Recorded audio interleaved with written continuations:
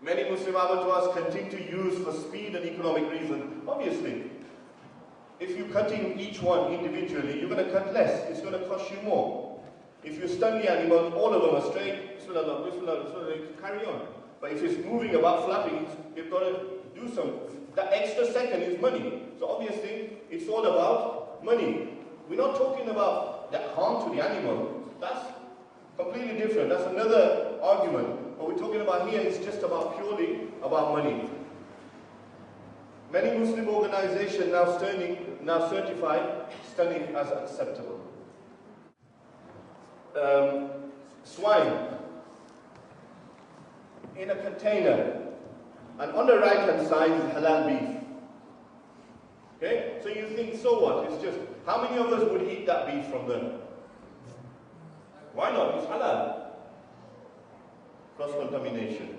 You telling me that the person will use gloves and a different person will touch the beef, and that's in halal. We're not talking about non-Muslim. This is in halal what's happening.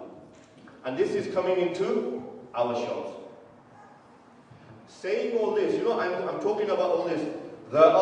In England, there are authentic, genuine people who supply authentic, genuine halal, who have the fear of Allah, and who will probably slaughter themselves. There are very few, but there are people who will provide you with the authentic, genuine material.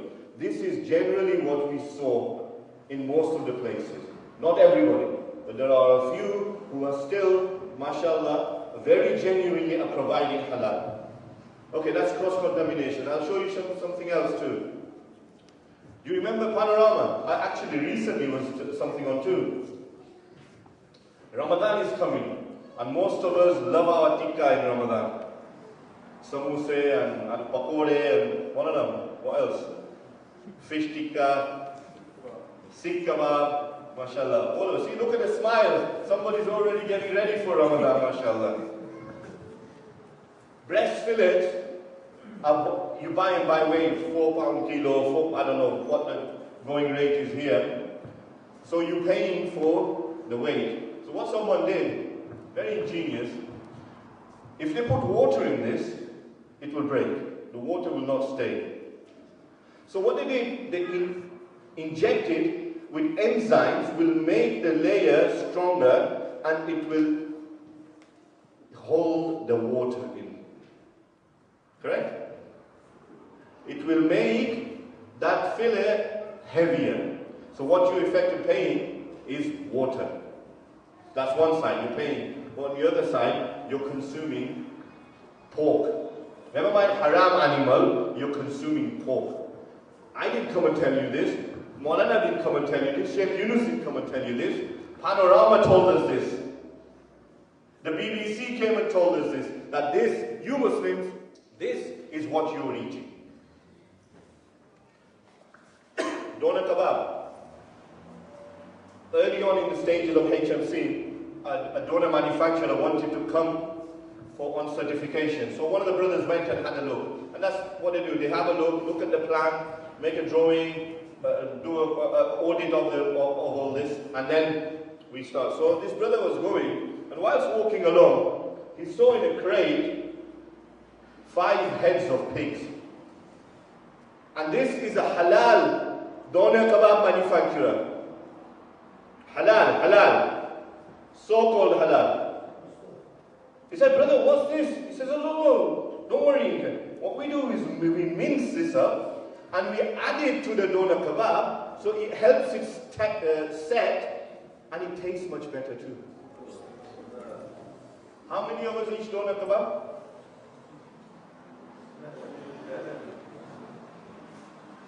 And he said, brother, this is haram. He said, oh, don't worry, it's only a couple of percent. A Muslim, halal doner manufacturer. Fillet, if someone, the sisters might be able to read it better than the brothers there. Not that sisters can read and we can't, it's closer. It's called halal by an organization, and when you look at the little label at the corner, those of you who can read French, I'm not going to try, but that says 5% pork. halal chicken fillet.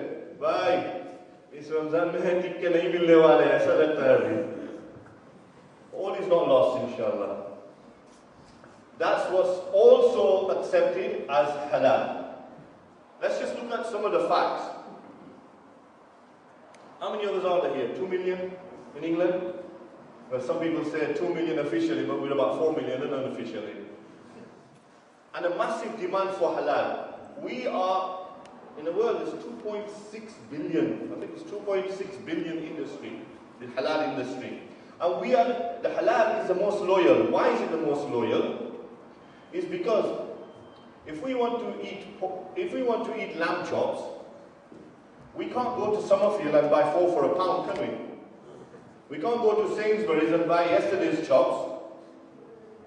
Yes? We'd have to go to a halal shop to buy our chop. So this industry is so loyal that there's guaranteed money for them. Summerfield and Morrison's and whoever, Budgeons and Waitrose have to share that. The halal don't have to share it with anybody. It's the most loyal. I remember when I was a young lad, many moons ago, my father used to buy the chicken, slaughter it in the backyard. He taught me how to defeather. My mum used to teach me how to cut it. That's the best way. Unfortunately, in the early 80s, the laws changed. Everything had to be mass-produced because two things. One is health and safety, hygiene. Unfortunately, we're not the most hygienic people. And number two is because of the demand. You could not, Maulana couldn't go to the farm and cut 50 chicken anymore because there wasn't. We were growing. We were growing more than indigenous population. We were growing and growing. Our demand for halal increased. So it all went into big warehouses, outskirts of the city, non-Muslims involved in the supply chain who don't know anything about it. And the biggest thing was that me and you, Haji Sahib, we couldn't see it being slaughtered anymore. The word of a few people had to be accepted now. We had to accept when this person was saying that it's halal, that it's halal. We had no assurance anymore what was happening in there. And obviously, focus is on making money. Nothing wrong with that, but it's on making money. The focus actually is on making money and not providing halal, unfortunately. And there was no monitoring. There was no monitoring. We all know. No one could see. Yes, they say, oh, Maulana, I know somebody who goes there. Does he go 365 days a year? Does he stand there all day? We don't know. This is what's been happening. The word of a few were accepted by them, have to be accepted by the majority.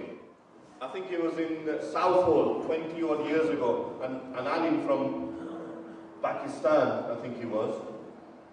He said that, when I came, बहुत जोश था कुछ काम करने का. So he said I was walking in Southall and I saw a shop. It was Sikh की shop थी. तो इसने halal लिखा था. He wrote halal on his sign. So he said, no, I really wanted to do so. I went. He said, what are you doing using our name halal? He said, Bolvi ji, beto ji, beto. He says, calm down. That shop across the road is a Muslim shop, isn't it? He said, yeah, it's one of them. He says he's put halal and all the apne bande they go to him because it's halal.